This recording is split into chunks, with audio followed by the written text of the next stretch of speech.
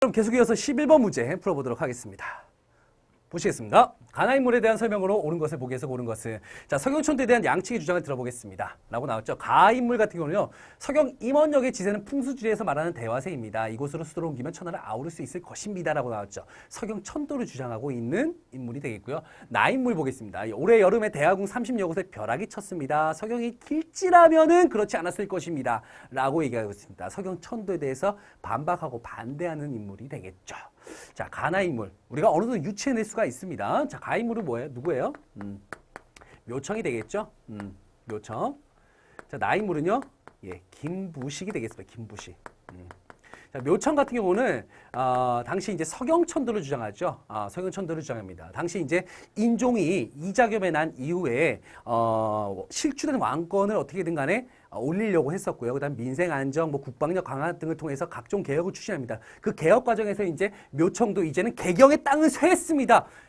이제는 서경으로 옮기셔야 됩니다. 라고 하면서 그 사상적 기반으로서 풍수지리를 들고 왕에게 건의를 하게 되는 겁니다. 이때 이제 묘청과 누가 대표적인 인물이 이제 정지상 같은 신진 관리들이 대표적인 인물이라고 보시면 되겠죠. 그들을 뭐라고 하냐? 서경파라고 합니다. 서경천도를 정했던 대표적인 인물이라고 볼 수가 있겠고요. 자, 그에 반대합니다. 반대하는 인물이 바로 이제 문벌귀족 출신의 김부식 같은 인물들은 개경파. 서경의 땅이 무슨 길지는 길지 보시면 알겠지만 벼락이 쳤고 지금 이제 길지라면 그렇게 되겠습니까? 말도 안 됩니다. 개경에 그대로 머무심이 좋습니다. 이곳만한 곳이 없습니다. 라고 주장을 하게 되는 겁니다. 이들이 이렇게 주장하게 된 이유는요. 일단 서경파 같은 경우는 개경파부터 한번 살펴볼게요. 개경파 같은 경우는 당시 이제 여진족이 이제 강성해지고 그다음에 이제 송나라를 남쪽으로 몰아내면서 화북 지방과 만주족을 차지할 만큼 강성해지기 시작합니다. 자, 그때 이제 금나라가 이제 고려에 4대 관계를 요구하게 되죠. 거기에 대해서 이제 김부식 같은 문벌귀족, 이 개경파들은요. 거기에 대해서 수용을 하는 입장을 취합니다. 그래서 금의 4대 요구를 결국은 수용하는 쪽으로 입장을 정리하게 되죠. 반면에 서경파는 어떻습니까? 우리가 어떤 나라를 개성한 거야? 고구려를 개성한 나라 아니야. 그런데 4대 관계라니. 이런 말도 안 되는. 예. 뭡니까? 금국을 우리가 오히려 정벌해야 된다. 정벌함으로써 우리 고구려의 옛 영토를 다시 찾아야 된다라고 이제 주장을 하게 되는 거죠. 금의 4대 관계를 요구한 쪽은요. 사실상 어떻게 보면은 합리적으로 생각해봐. 합리적으로 생각했을 때 그게 맞는 행동이야. 라고 하면서 합리적 유교사관을 사상적 기반으로 들고 나온다라고 한다면 이들은요, 풍수에 의하면, 개경인 쇠했고 서경이 지금 이제 길지야. 이제는 옮겨야 될 때가 왔어. 라고 이제 주장을 하게 되는 겁니다. 이들 같은 경우는 이제 앞에서 얘기했지만 고구려 계승 의식을 가지고 있는 쪽이라고 한다면 이들은 신라 계승 의식의 어떤 그런 모습을 취하고 있다. 이렇게 기억해 두시면 되겠습니다. 바로 이들 간의 대립의 양상이 보이기 시작한다는 거죠. 결국 이들이 사실상 근데 집권 세력은 누굽니까? 바로 이들 개경파들이에요. 결국 가 세력은 어떻게 됩니까? 예. 서경에다가 대위국이라고 하는 나라를 세우게 되죠. 그러면서 이제 황제라 칭합니다. 스스로를 황제라 칭하고 연호를 선포하게 되죠. 칭제 권원의 모습을 보입니다. 그러면서 그곳에 대화궁을 짓고요. 역시 연호를 세우지. 연호. 천계라는 연호를 또 선포하게 되는 그런 모습들을 보이고 있습니다. 자, 그러면 이런 것들을 여러분들이 기본적으로 체크를 하고 계신다라고 한다면 우리가 이제 이 문제를 풀 수가 있습니다. 결국 이거는 이제 당시로 치면은 이제 우리가 묘청의 서경천도 운동이라고 하죠. 우리가 이제 당시로 치면 묘청의 난이 되겠습니다. 5개월, 6개월간의 어떤 긴 싸움 끝에 결국은 이 묘청이 결국 김부식의 광군에 의해서 묘청의 난이 진압이 되죠. 누구에서? 김부식 광군에 의해서. 자, 여기까지 정도만 체크하신다면 이 문제는 쉽게 맞출 수가 있습니다. 자, 기억 가겠습니다. 묘청이죠. 금국정부를 주장했다. 맞는 내용이죠. 니은 수선사 결사를 제창했다. 자, 수선사 결사 운동은요 불교 정화 운동입니다. 바로 무신 정권 때 불교의 어떤 퇴폐적인 어떤 불교의 모습에 뭔가 좀 변화를 꾀하는 그런 모습들을 보이고 있죠. 이것을 제창했던 인물은요 보조국사 진울입니다. 진울. 고려 후기 때죠. 진울. 여기 스님이니까 승려니까 뭔가 이제 수선사 결사와 관계 있을 것이다. 약간의 어떤 그 페이크 속임수를 한 건데. 여러분들 이런 거에는 절대 속지 마셔야 되겠죠? 그죠? 네. 디귿, 나. 칭제 건원을 반대했다. 그렇죠? 이들이 칭제 건원을 선포했었으니까 거기에 대해서 반대했던 거 맞습니다. 자, 리을. 나는요. 중방을 기반으로 세력을 강화했다. 자, 개경파들이 언제 중방을 기반으로 해서 세력을 성장했습니까? 그렇죠? 세력을 강화했습니까? 아니죠. 이거는요. 언제입니까? 초기 무신 정권 때입니다. 초기 무신 정권 정중부, 이의방, 이의민, 경대승으로 이어지는 초기 무신 정권 때 그 권력의 기반이라고 하는 게 바로 중방이라고 보시면 되겠죠. 이게 이제 최씨 정권, 최충원 때 이르러서 이제 교정도감이 이제 세워지면서 교정도감이 이제 최고 권력 기구로 이제 발전하는 모습들 보이고 있습니다. 중방은 초기 무신 정권이니까 이들과는 전혀 개경파는 전혀 관련이 없습니다. 정답은 몇 번이에요? 그래서 2번이 정답이 되겠습니다. 12번 갈게요. 밑줄 그은 왕의 재위 기간에 있었던 사실로 옳은 것을. 이 문제는요. 매우 쉽습니다. 예, 쉬워요. 이 왕의 그 업적만 정확하게 여러분들이 공부를 하셨다면은 쉽게 풀 수 있는 문제. 광덕, 백관의 공복제정, 개경을 황도라 고쳤다. 그 다음에 서경을 서도라 했다. 이런 내용들을 기반으로 해서 우리는 이 왕, 고려 4대 왕이었던 광종이라는 사실을 알 수가 있습니다. 광종은요, 왕권 강화를 위해서 호족들을 숙청하는 모습들을 보여요. 그죠? 호족 숙청의 어떤 그런 정책을 취하는 모습들을 보입니다. 자, 어떤 정책을 펼쳤는지 여러분들 요 내용들 반드시 파악을 해두셔야 돼요. 자, 첫 번째, 노비안건법. 그렇죠? 불법적으로 호족들이 소유했던 노비들을 양민으로 풀어주는 정책이죠. 이를 통해서 호족의 기반을 약화시키고요. 그 다음에 국가의 어떤 재정을 확충하는 그런 결과를 가져온다. 여기에 이제 두 번째, 과거제 실시를 통해서 능력 있는 인재를 뽑겠다. 이제 무식한 호족들은 떠나세요.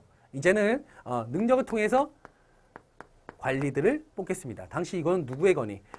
중국에서 넘어왔던 후주 출신의 쌍기라고 하는 기화인에 의해서 이게 이제 실시가 됩니다.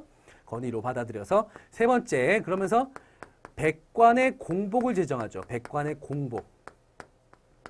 백관의 공복이라고 한다면 관리들이죠. 관리들의 관복을 제정함으로써 이거는 뭐 어떻게 한다? 한마디로 서열화시키자는 거예요. 관리들의 어떤 그 서열화를 이뤄내자. 그러면서 이제 위계 질서를 아주 갖춰 나가자라고 하는 모습이라고 보시면 되겠어요. 위계 질서. 위계를 세우자. 라고 보시면 되겠고. 자, 이렇게 왕권을 서서히 강화시켜 나가면서 마지막에 뭐라고 합니까? 칭제 건원을 선포하게 되죠. 나 이제 황제야. 황제가 머무는 곳이니까 수도는 뭐가 되는 거예요? 황도가 되는 거겠죠. 그리고 이제 건원. 건원 뭡니까? 연호를 세우는 거죠. 어떤 연호? 광덕. 예. 준풍. 이런 연호들을 세우게 됩니다. 자, 요 내용들 기본적으로 여러분들 다 알고 가실 거라고 생각합니다. 예. 자, 여기서 요 내용만 파악하면 문제 쉽게 풀 수 있죠. 1번 가겠습니다. 12목을 설치하였다. 12목 설치, 12목의 지방간 파견. 이거는 이제 최승로의 시무 28조를 받아들여서 이제 어느 왕 때요? 고려 성종 때죠. 성종 때 12목에다가 설치해서 여기에 이제 지방관을 파견하게 되죠. 2번 훈요 10조를 남겼답니다. 훈요 10조. 왕건의 어쩌면 유서라고 볼 수가 있죠. 앞으로 후대 왕들이 이렇게 했으면 좋겠다라고 하는 그 내용들을 담은 게 바로 훈요 10조. 태조 왕건 때죠. 자, 3번 노비안건법 실시. 이게 바로 광종 때의 모습이고. 4번 정동에서 이문소를 폐지했다. 원간섭기 때 가장 내정 간섭이 아주 극심했고 통제가 심했던 곳이 바로 정동행성 중에서 이문소라는 곳이에요. 이걸 폐지한 왕이 언제냐? 고려말 공민왕 때의 모습이 되겠습니다. 5번 지방제도를 5도 양계로 정비하였다. 5도 양계, 고려의 어떤 가장 기본적인 지방제도가 되겠죠. 행정구역이 되겠습니다. 이 5도 양계가 정비된 시기는요. 고려 초기도 아니고요. 고려 중기 때 어느 왕 때냐? 사실 중요하지 않아요. 전혀 중요하지 않은데 그래도 굳이 알고 가신다고 한다면 현종 때라고 보시면 돼요. 현종 때. 고려 중기 때 현종 때 모습이다. 자, 그래서 12번의 정답은 3번이 되겠습니다. 13번 갈게요. 다음 보고서의 사진 자료를 옳지 않은 것은, 자, 보고서는 어떤 보고서냐? 고려시대 불교의 문화유산을 찾아서라고 하네요. 자, 그렇다면은 고려의 불교유산이 아닌 것을 찾아내면 되는 그런 문제라고 보시면 돼요. 자, 가부터 한번 볼까요? 가는 뭐예요? 고달사지 승탑입니다. 자, 우리가 승탑이라고 한다면 신라 말에 유행했었던 선종 승려의 살이, 그쵸? 화장을 한 후에 몸을 다 이제 화장을 하죠. 화장이라고 하니 바로 메이크업이 아니고요. 예. 물론 이제 우리의 신체를 태우는 거죠. 그렇죠? 화장을 한 후에 그 남은 그 선종 승려들의 사리를 봉안하는 곳이 바로 이 승탑이에요. 그리고 그 옆에다 탑비를 세우죠. 탑비에는 이제 그 선종 승려의 행적 등을 이렇게 기록해 놓는다고 보시면 되겠습니다. 자, 요 승탑인데 혹시나 이 고달사지 승탑 같은 경우 이 신라 말 신라 하대 모습 아니야? 라고 착각하실 수 있는데 이 고달사지 승탑 같은 경우는 신라 양식을 계승했던 고려 초기의 승탑입니다. 자, 요거 잘 보셔야 돼요. 고려 초기의 승탑이라는 거. 이걸 정확하게 기억하셔야 된다는 거죠. 그래서 정확하게 공부하셔야 돼요. 네. 나와보겠습니다. 나는요, 관촉사 석조 미륵보살 입상이죠. 자, 신체가 전체적으로 불균형하죠. 머리가 좀 크고, 그쵸? 이거는 이제 역시 고려 초기 때 그 호족들, 그쵸? 지방 세력들의 어떤 지방색을 드러내는 그런 대표적인 또 불상이라고 보시면 되겠습니다. 이것도 역시 고려 초기가 되겠고요. 자, 다는요, 화엄사 각항전이라고 하죠. 화엄사 각항전. 이거는요, 조선 후기예요. 이게 조선 후기. 예. 조선 후기. 라고 한다면 보통 17세기를 얘기하고 있습니다.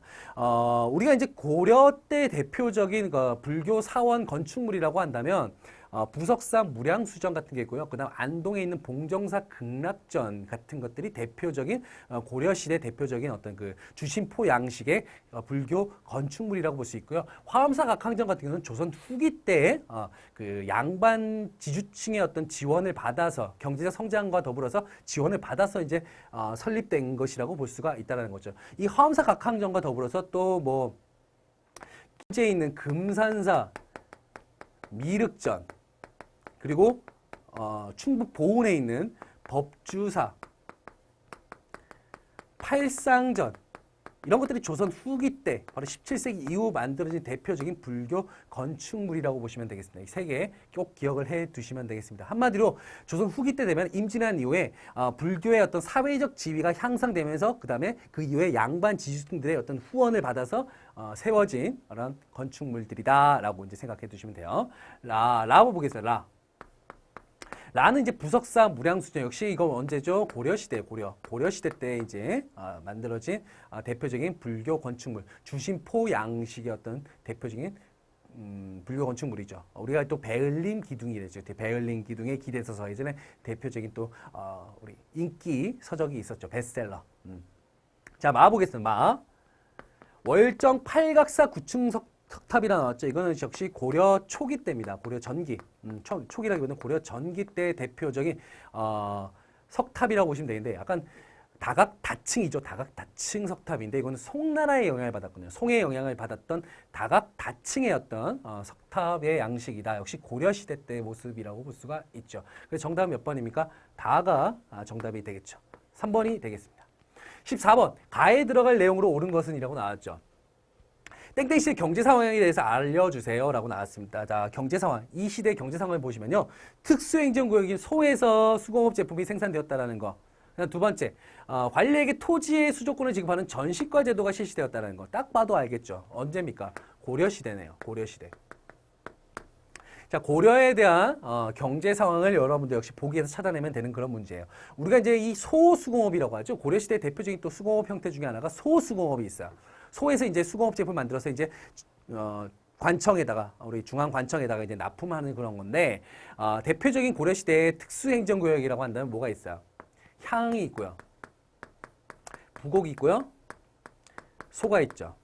자, 이들 여기에서 사는 어떤 그 주민들 같은 경우는 실제로 양민입니다. 양민인데 이제 천민 대우를 받았었죠. 천민 대우를 받았었고 그 다음에 다른 어떤 주현이라든가 아니면은 군현보다 세금 부담이 컸다라는 거. 그리고 거주 이전의 자유가 없었다라는 거. 그런 또 특징적인 부분들이 있고요. 그 중에서 이제 향, 부곡소 같은 경우는 농업에 종사하는 사람들이 있었고 소 같은 경우는 소의 주민들은 주로 수공업에 종사했다라는 거. 이런 특징들을 안고 있다는 거 기억해 두시면 되겠고요. 뭐 전시과 제도 같은 경우는 이제 관리에게 토지의 수조권을 주는 거죠. 예.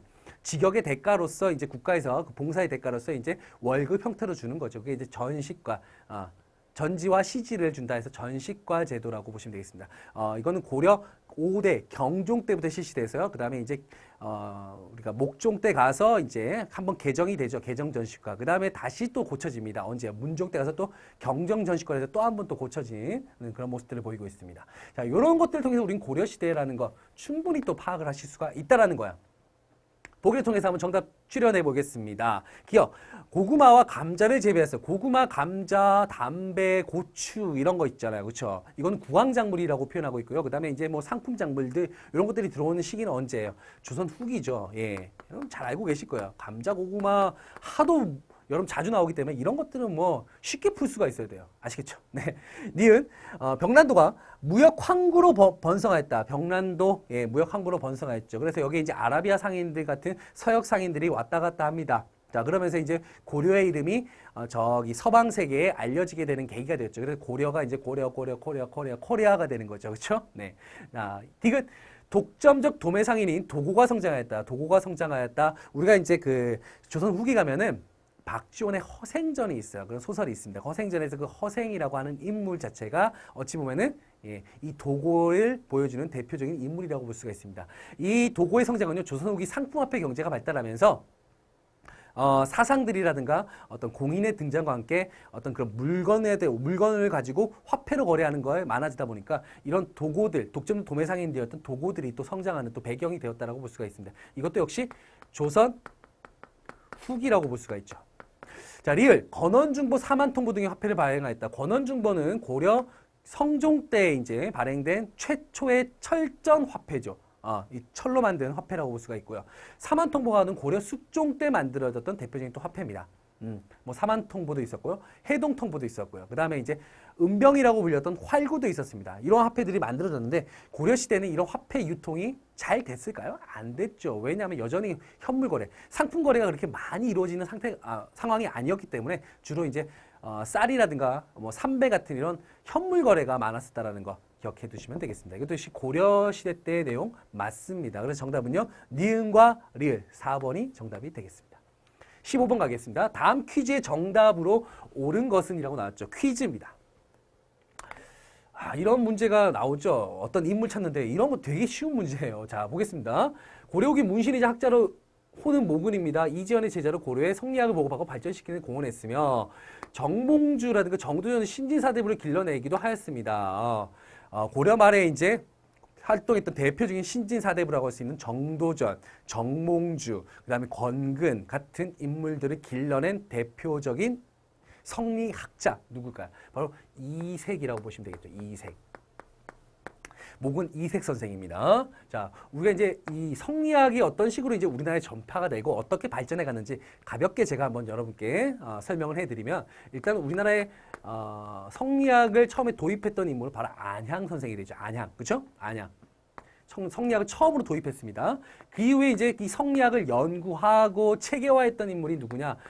여러분들 잘 모르실 거예요. 백이정이라는 인물이 있고요. 자, 그 이후에 이재현이 있습니다. 이재현. 이재현 같은 인물은요, 충선왕 때 이제 충선왕이 원에다가 이제 세운 뭐 도서관 같은 곳이 있습니다. 바로 망권당이라는 곳이죠. 망권당. 이 망권당에서 원의 학자들과 이제 교류하는 그런 모습들을 보이고 있어요. 교류를 하죠. 그러면서 성리학을 더 이제 이해시키려고 하고 심화시키는 그런 모습들을 보이고 있습니다. 자, 이재현에 대해서 그 다음에 이제 이재현의 제자 누구냐면 이색 선생이 성균관 대사성, 성균관의 수장이라고 할 수 있는 대사성 자리에 이제 인용이 됐죠. 그 이후에 이제 그곳에서 정도전, 정몽주 같은 신진사대부들의 스승격이 돼서 그들을 이제 가르치기 시작했다라고 볼 수가 있습니다. 그래서 이들을 중심으로 해서 이제 고려 말에 어떤 새로운 사회 전개를 위한 어떤 극심한 또 혼란의 상황이 또 전개가 되기도 했었죠. 자, 그래서 정답은 몇 번입니까? 예, 정답은 그래서 1번이 되겠고요.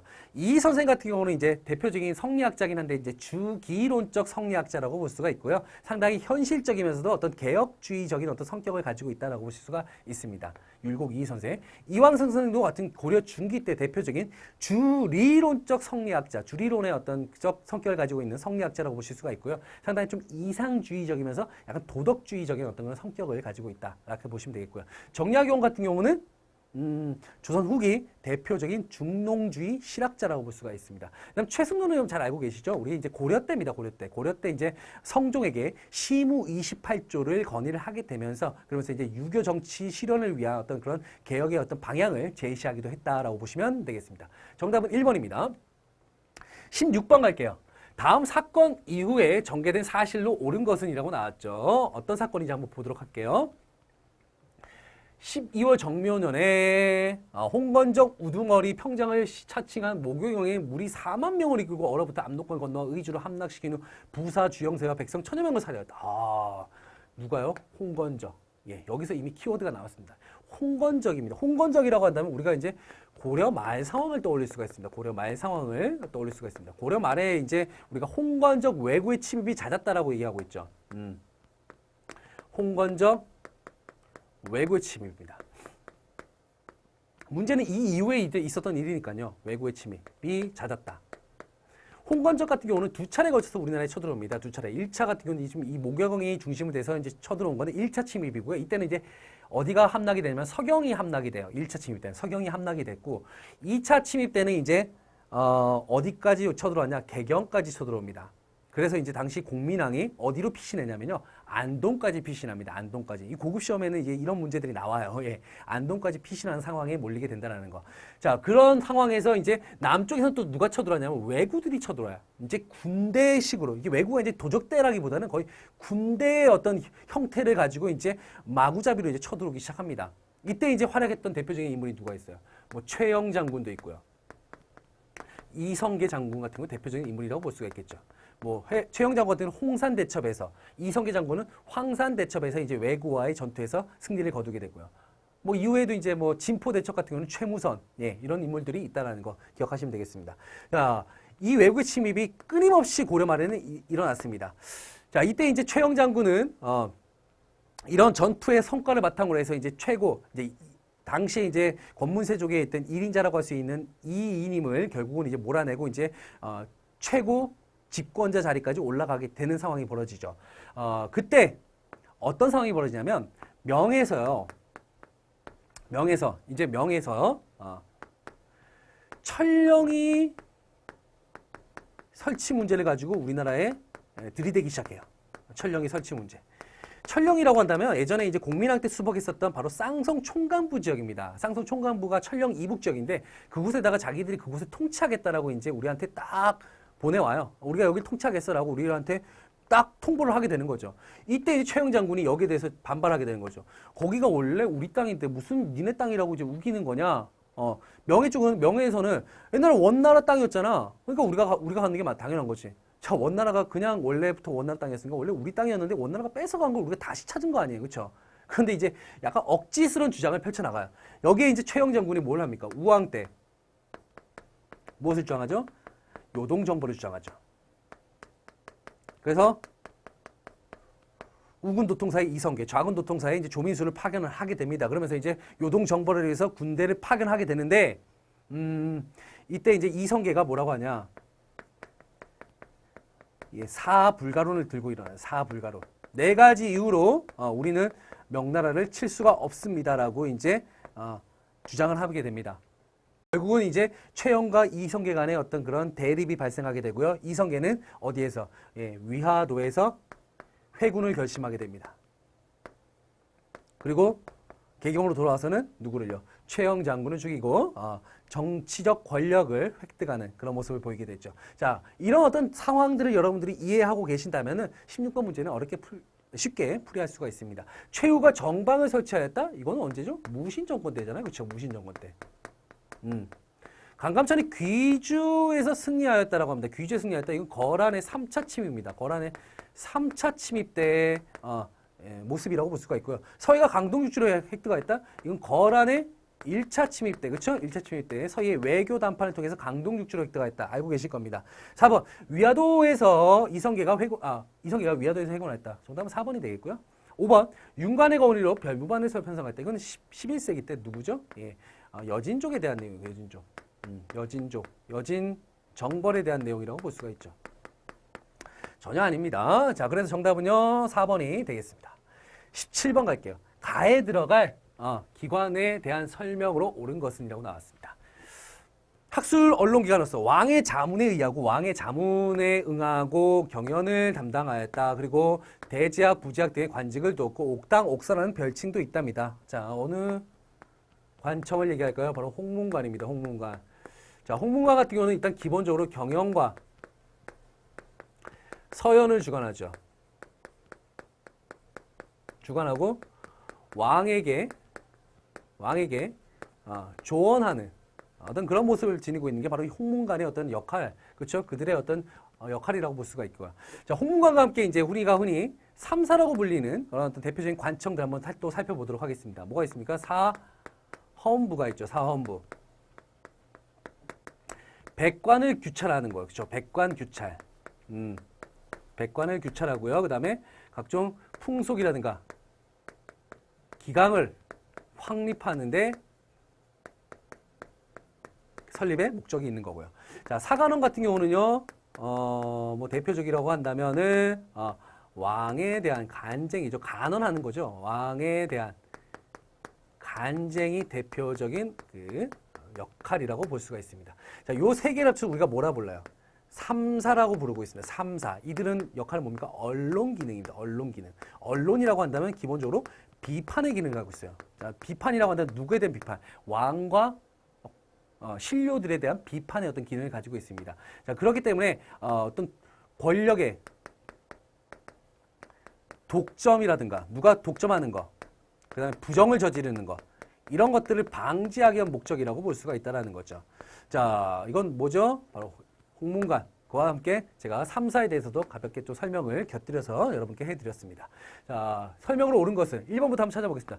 향음줄의 향사례를 주관하였다라고 나왔습니다. 자, 이거는 이제 주로 서원이라든가 향교에서 했었던 유교식 행사라고 볼 수가 있다는 거죠. 학식이라든가 덕망이 많은 그런 유생을 이제 모셔다 두고 주빈으로 해서 유생들이 모여서 이제 서로 이제 음주, 술을 좀 마시기도 하고요. 그 다음에 화살을 좀 쏘면서 이렇게 행사 같은 것을 주관했다라고 볼 수 있습니다. 이거는 이제 서원이나 향교에서 했던 행사라고 보실 수가 있죠. 2번, 수도 한양의 행정과 치안을 맡았다. 이건 한성부예요. 한성부. 한성부. 지금 치면 서울특별시 정도라고 볼 수가 있습니다. 3번, 사헌부, 사관원과 함께 3사를 불렸다. 정답 3번이 되겠네요. 17번, 조세무역 등 재정과 관련된 일을 맡았다. 재정과 관련된 일을 맡은 건요, 우리가 호조라고 불린다. 호조. 호조입니다. 호조. 2호 예병, 6조에서 호조입니다. 호조. 5번, 반역죄, 강상죄 등을 범한 중죄인들을 다뤘다. 이건 어디죠? 의군부입니다. 의군부.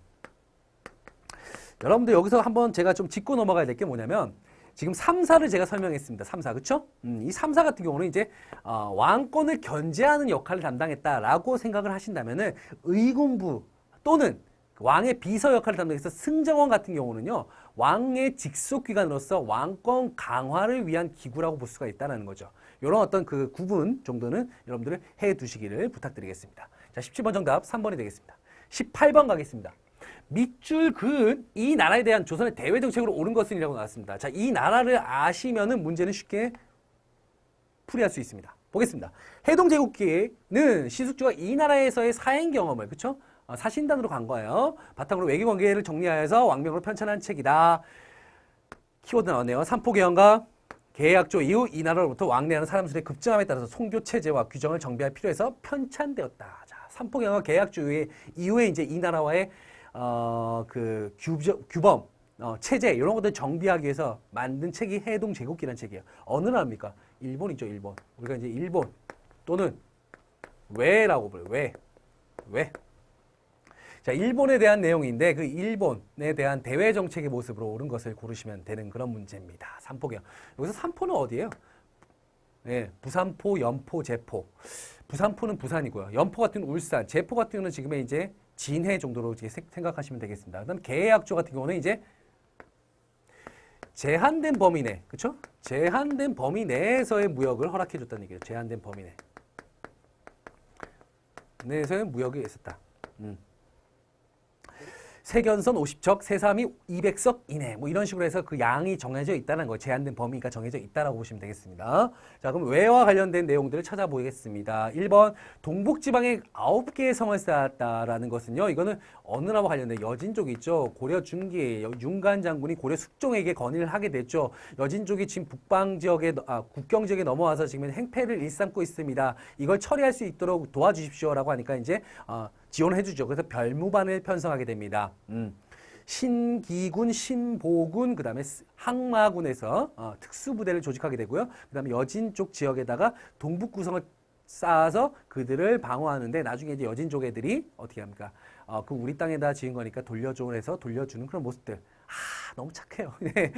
자, 2번. 동지사, 성절사 등의 사절단을 보냈다라고 합니다. 사절단 보낸 거, 이건 명나라에 보낸 사절단이기도 하고요. 청나라 때도 계속 이어져 갔다라고 보실 수가 있다는 거죠.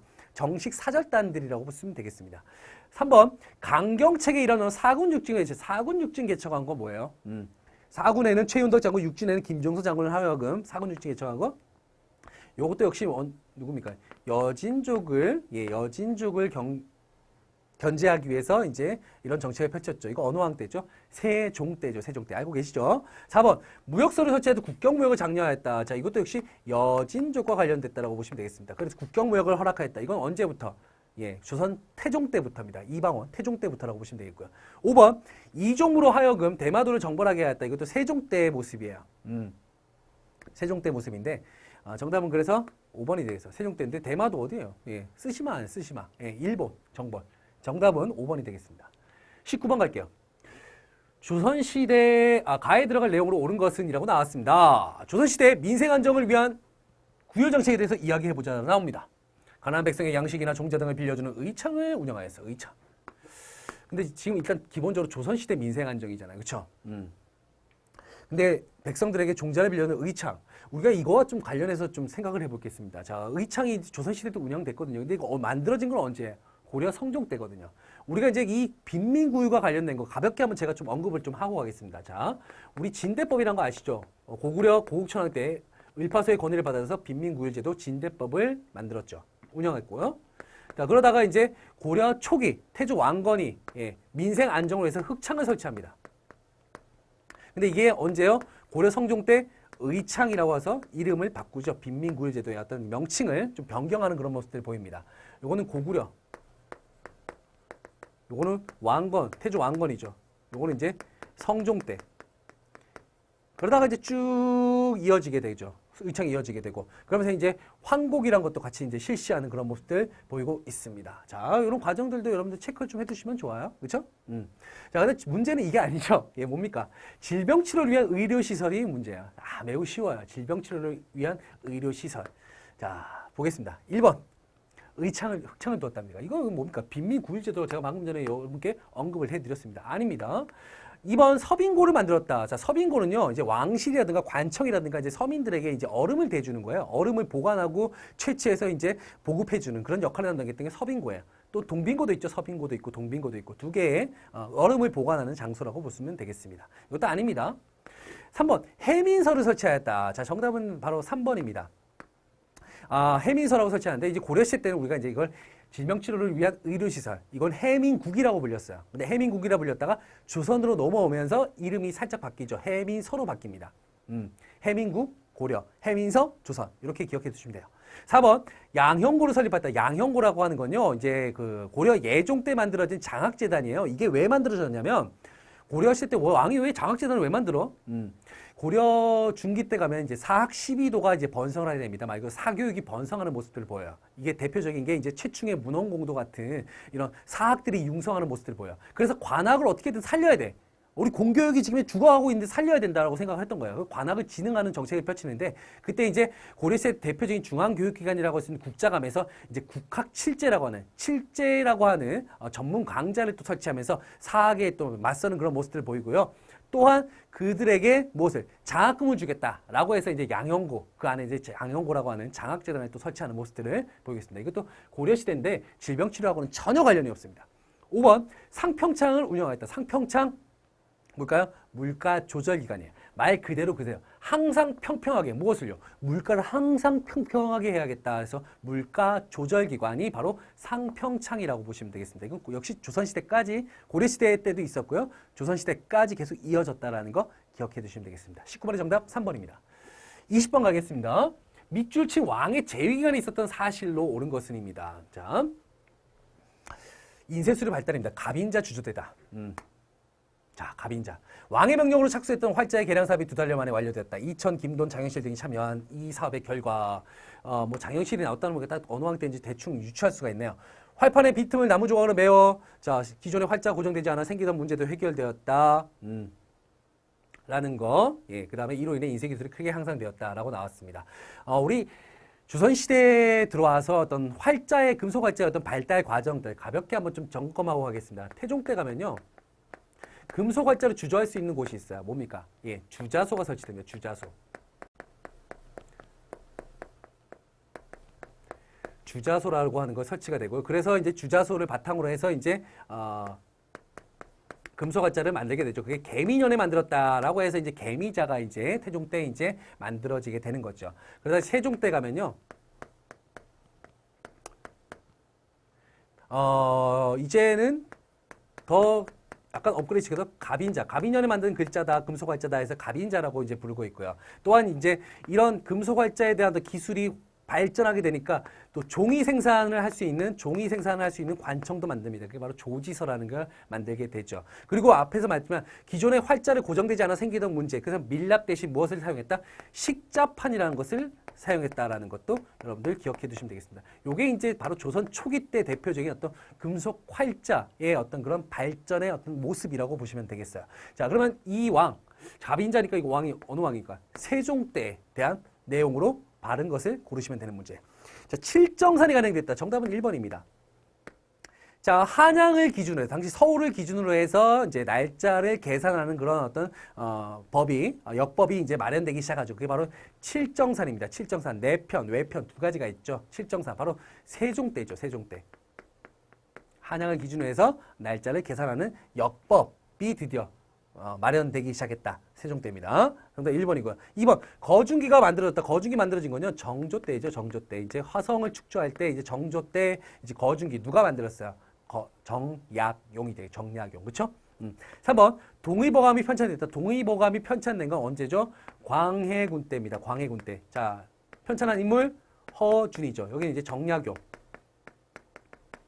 여기는 허준입니다. 허준. 앞서 이제 선왕이었던 이제 선조 때 이제 자료를 수집하고 편찬된 거는 이제 광해군 때 편찬이 됐다고 보시면 되겠고요. 경국대전이 반포되었다. 이거는 언제죠? 성종 때입니다. 세조 때 편찬이 시작되고 성종 때 이제 완성이 되고 반포가 되죠. 5번, 대동여지도가 제작되었다. 대동여지도, 우리 고산자 김정호 선생입니다. 김정호. 조선 후기란 건 아는데 어느 왕 때냐? 굳이 얘기를 한다면 철종 때예요. 철종 때. 태조정치 끝물이죠. 끝물. 철종 때 누가요? 김정호. 고산자 김정호 선생이 이제 제작한 지도라고 보시면 되겠습니다. 자, 그래서 정답은 1번이 되겠고요. 바로 21번부터는 이어서 진행하도록 하겠습니다.